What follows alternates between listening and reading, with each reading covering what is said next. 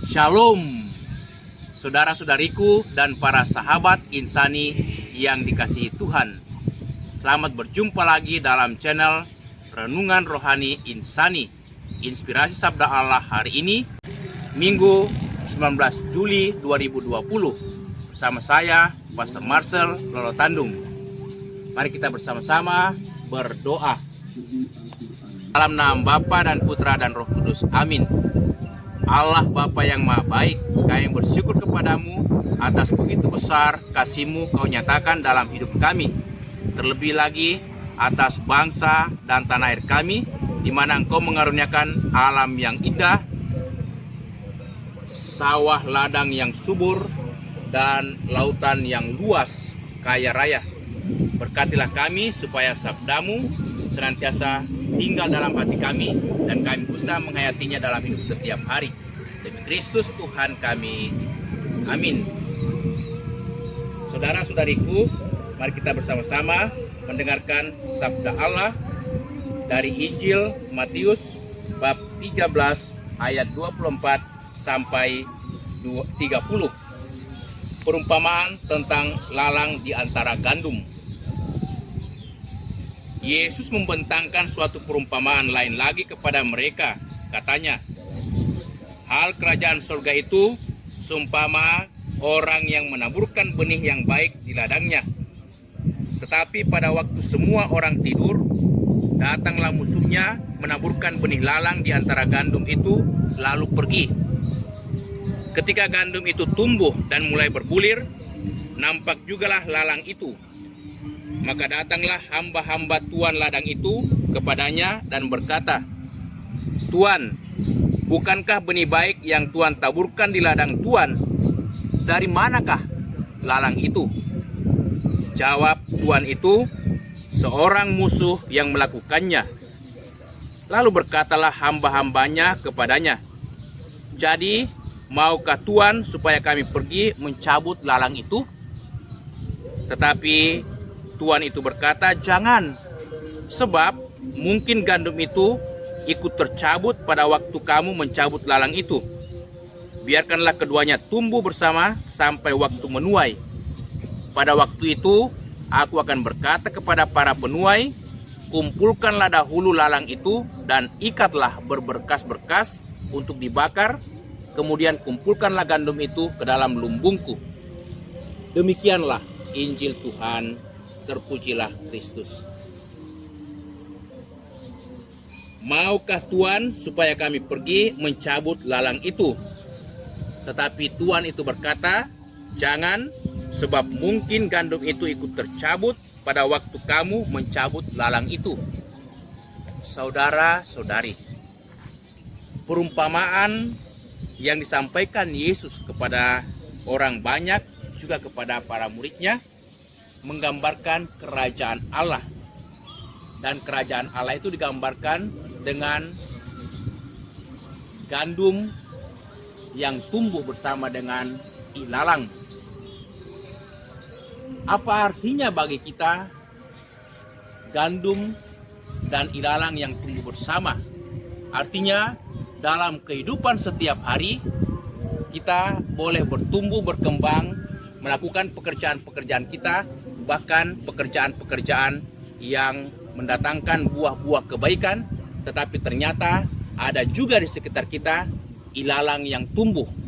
Ada juga orang-orang yang berbuat yang jahat, berbuat tidak baik. Namun Tuhan menghendaki kita tumbuh, kita hidup bersama, dan kita harus tetap sabar dan tabah menghadapi semua kesulitan, tantangan dalam kehidupan kita. Ada satu kisah yang menarik, yang bagi saya luar biasa untuk menjadi teladan iman bagi kita. Kisah tentang Ayub. Ayub digambarkan dalam kitab Ayub sebagai orang yang saleh, orang yang bekerja keras, orang yang diberkati banyak kekayaan dari Yahweh Allahnya. Dikatakan dia mempunyai ribuan ternak, lembu, keledai, unta, kambing domba, ribuan. Bahkan kekayaannya dikatakan itu sangat banyaknya sehingga tak seorang pun orang-orang di Timur Tengah yang bisa mengalahkan kekayaan Ayub. Dia juga dikaruniai 10 orang anak, 7 putra dan 3 putri. Tetapi sayangnya bahwa kebahagiaan Ayub, kesuksesan Ayub dalam keluarganya itu dinodai oleh derita, oleh bencana. Satu persatu hartanya habis, ternaknya satu persatu juga mati karena berbagai macam penyakit. Bahkan anak-anaknya juga ikut mati karena berbagai macam musibah. Dalam situasi ini, Ayub sungguh mengalami cobaan yang sangat berat.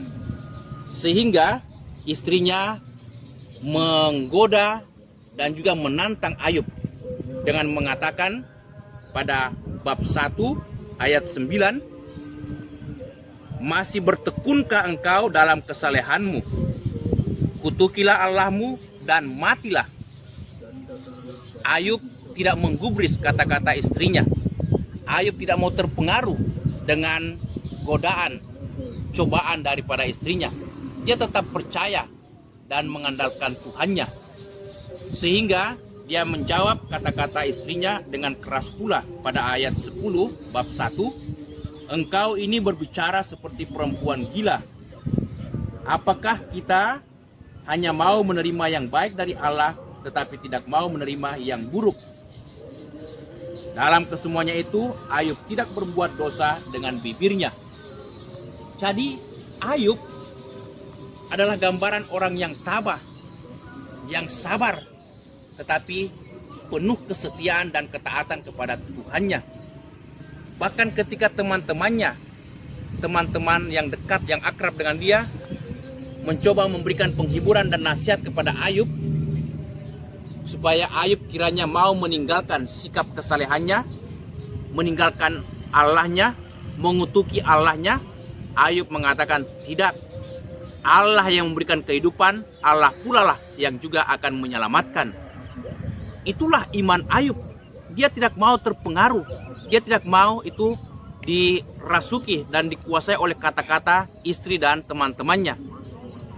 Bagaikan gandum yang tumbuh bersama dengan ilalang, dihimpit oleh berbagai macam cobaan dan derita, tetapi gandum atau Ayub ini tetap bertahan dan tetap menampakkan cahaya, bahkan buah-buahnya yang baik, kesabaran, ketabahan, kemurahan hatinya.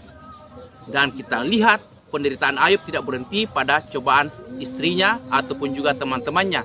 Dia mengalami sakit yang parah, penyakit kulit, bagaikan penyakit kusta, membusuk dia punya kulit dan juga badannya, sehingga tidak satu pun lagi orang yang mau dekat dengan dia, dan semua orang meninggalkan dia, termasuk istrinya meninggalkan dia.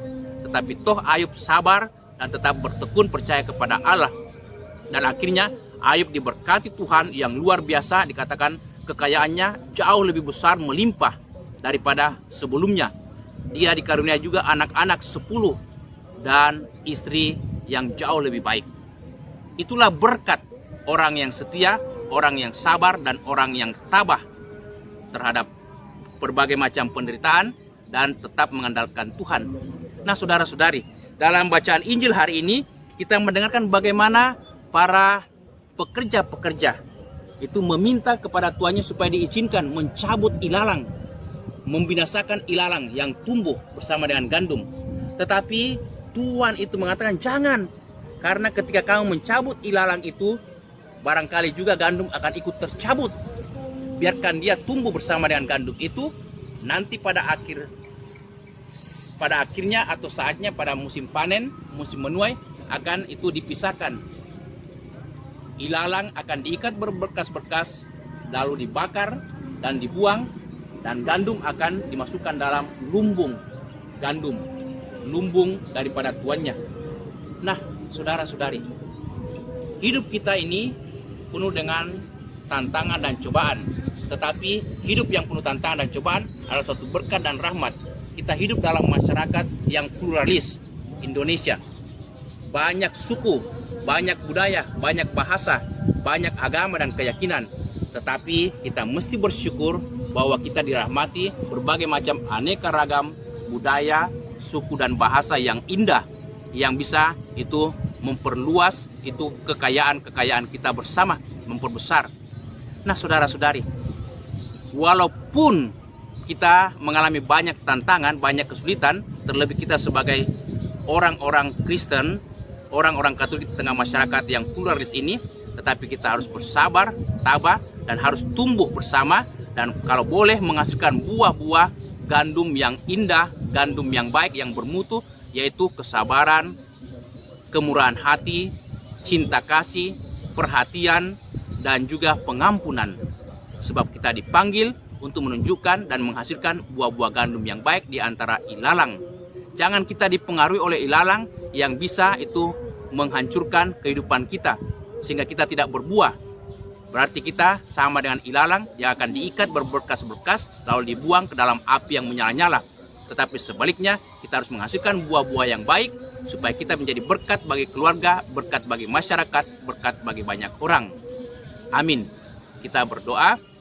Tuhan Yesus Kristus, kami bersyukur atas sabdamu, atas perumpamaan ilalang di antara gandum.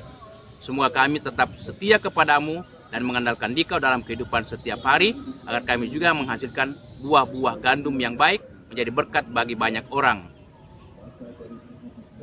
Amin. Semoga saudaraku sekalian diberkati Allah yang Maha Kuasa, Bapa, Putra, dan Roh Kudus. Amin. Terima kasih buat sahabat-sahabatku yang dengan setia mendengarkan renungan rohani dari channel Insani, Inspirasi Sabda Allah hari ini. Semoga saudara-saudariku selalu diberkati oleh Allah dalam keluarga, aktivitas, dan semua pelayanan kita. Amin.